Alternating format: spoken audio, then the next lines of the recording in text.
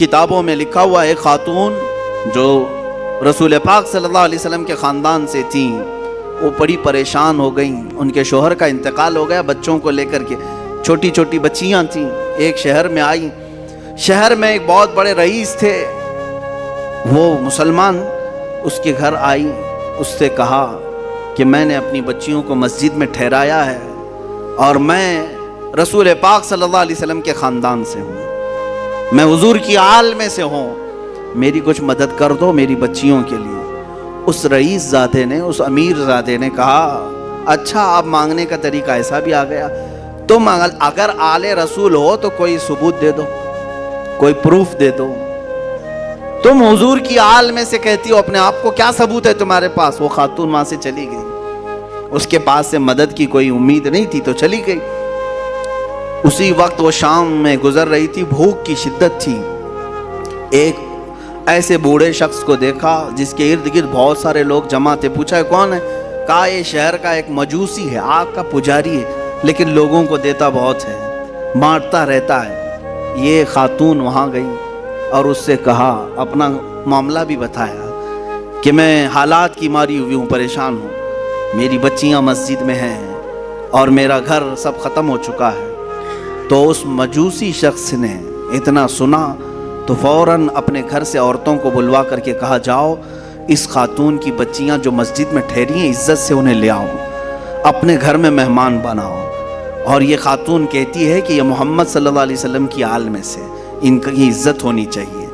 وہ تھا مسلمان نہیں تھا، عزت کیا، گھر میں ٹھہرایا اور خاتون کو اپنے گھر مہمان بنایا، ان کی خاطر تواضع کی. اب سنیں، رات ہو گئی.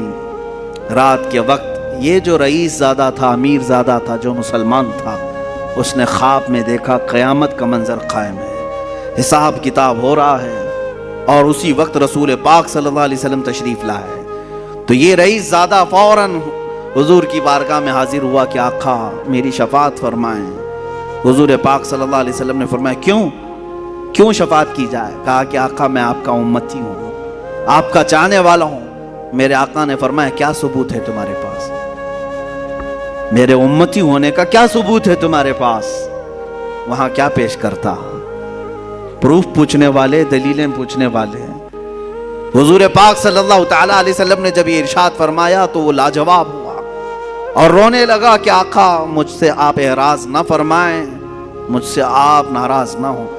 میرے آقا صلی اللہ علیہ وسلم نے فرمایا، آج میری ایک شہزادی تیرے گھر آئی تھی، تو نے اس سے اس کے نسب کا ثبوت پوچھا تھا، اس کی مدد نہیں کیا تھا. اتنا حضور پاک صلی اللہ علیہ وسلم جلال میں بیان کر رہے تھے کہ اس کی آنکھ کھل گئی، دھاڑے مار کر کے رونے لگا. اچھا، ایک چیز یہ بھی اس نے دیکھا اسی خواب میں کہ میرے آقا صلی اللہ تعالی علیہ وسلم اسے جنت کی طرف دکھا رہے ہیں. اس مجوسی آدمی کے نام پر جنت میں ایک محل تیار ہے، جس کے گھر وہ عورت ٹھہری ہوئی ہے. مجوسی آگ کا پجاری ہے، لیکن اس کے نام پر جنت میں ایک محل ہے. تو یہ بیدار ہوا، بہت پریشان ہوا، اپنے مصاحبین کو بلایا، اپنے چاہنے والوں کو، اور کہا کہ یہ خاتون آئی تھی فلاں فلاں، کہاں ٹھہری ہے؟ کیا یہ مجوسی اپنے گھر لے گیا ہے؟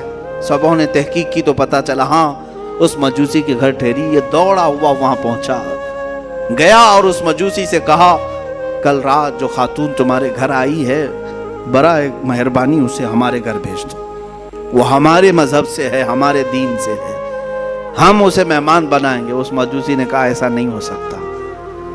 اس رئیس زادے نے کہا 1000 درہم میں تجھے تحفے میں دیتا ہوں، قبول کر لے.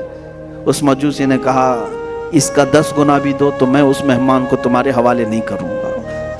اس مجوسی نے اتنا اصرار کیا تو یہ پوچھنے لگا آخر اس عورت میں کیا ہے؟ کہا جو تو خواب دیکھ کر آیا ہے وہ سچ خواب دیکھ کے آیا ہے.